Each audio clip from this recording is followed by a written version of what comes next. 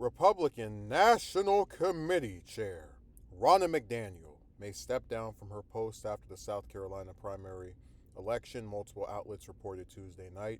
McDaniel has faced pressure from party figures who have expressed dissatisfaction with the direction of the RNC and its lack of finances heading into a 2024 general election. In a statement to The Hill, RNC spokesperson Keith Stipper said nothing has changed. This will be decided after South Carolina. The Republican primary there is February 24th. McDaniel has spoken with former President Trump about a resignation, according to the New York Times, first reported on the news. They met Monday at Mar-a-Lago, Trump's home in Palm Beach, Florida. On Sunday, Trump said he expected to see some changes when asked about McDaniel. I think she did great when she ran Michigan for me. I think she did okay initially in the RNC, Trump said in an interview on Fox News. I would say right now there will probably be some changes made. The RNC's fundraising dipped in 2023. The committee raised $87.2 million in 2023, but ended the year with $8 million left, according to its year-end filing with the Federal Elections Commission. Former GOP presidential candidate Vivek Ramaswamy called on McDaniel to resign during the third GOP debate, publicly slamming the chairwoman for the recent election losses the party has suffered. We become a party of losers at the end of the day. It is a cancer to the Republican establishment. I speak the truth. I mean, since Ron McDaniel took over as chairwoman of the RNC in 2017, we have lost 2018, 2020, 2022. No red wave never came. We got trounced last night in 2023, Ramaswamy said, and I think that we have to have accountability in our party. That's very interesting coming from him, considering that he endorsed a person with 91 criminal charges. But I guess accountability in their party is only for specific people. So,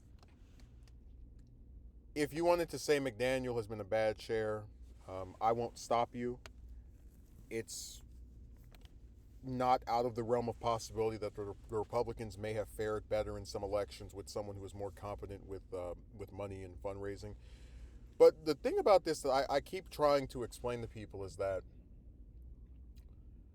McDaniel's tenure it overlaps with Trump's. I mean, Trump became, for all intents and purposes, leader of the Republican Party in 2016. And McDaniel, as someone who was related to, before Trump, the most recent Republican presidential nominee, Romney, used her name recognition and family lineage, to get this position. And the backlash against Trump has been strong really since he was first elected, to where it's hard for me to believe that if this lady was not chair, or rather if she stops being chair, that things are going to just magically reverse and become better for this party of, as Ramaswamy called it, losers. I mean, think about this. They have elections every 2 years, and he was right in his comment. 2018, Democrats win the House back after 8 years. 2020, the White House. 2022, they barely lose much in the Senate, like the very razor thin margin. In the House rather. They actually gain a seat in the Senate and lose the House, but it's by a very slim majority. What I'm conveying is, I think you could trace the Republicans' problems to being I think McDaniel can be criticized for the lack of money, right? Because it's one thing to raise money, it's another how you spend it. But the issues the Republicans are never going to accept is that they lost by winning. When they overturned Roe v. Wade, not even 2 years ago, it feels like 2 years ago from all the commentary about it, they took an issue that people thought was settled, that people thought they would never have to worry about, or right, this fundamental right, as they call it. They took it away from them, and it caused a lot of people who weren't into this stuff, with any care or concern for the Democrats, Republicans, Greens, Libertarians, to finally say, okay, I need to do something to protect myself or my rights, or whichever term you want to use there. And McDaniel has not been effective in addressing that new issue.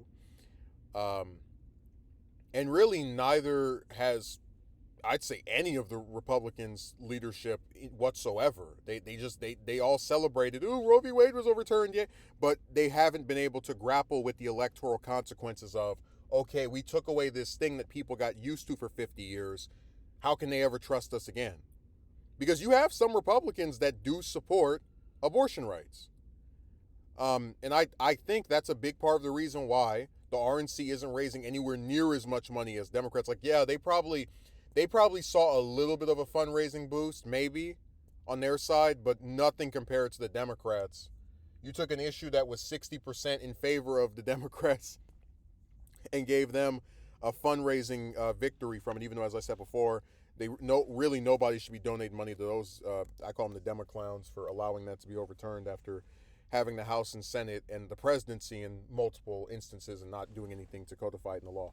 But regardless, I think she's probably going to step down.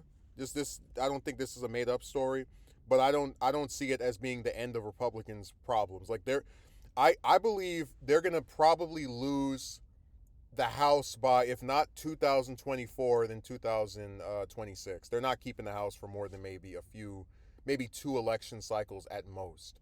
And whatever losses continue to mount, because I think they're going to find some trouble keeping the Senate or being able to regain the Senate. They're going to get the Senate back eventually because it's such a bare majority, but it's not going to be held on to for no, 8 or 10 years or anything. They're going to see more and more that elections where they thought they had it made because of Roe v. Wade energizing people and all this money pouring, it's not going to be as easy as they thought it was. And McDaniel really is not at fault for that, but she also, as I think it was Axios report, has never presided over a positive election cycle for Republicans. And I don't think that is entirely a coincidence either. I think you have someone who maybe they're okay at raising money, but they're not any type of like real, like I don't remember Priebus as great as, because he's been gone for so long, but you would think if somebody is the chair of a party, they're going to represent the values of the party. They're going to be able to make the case for the party. And I've never felt like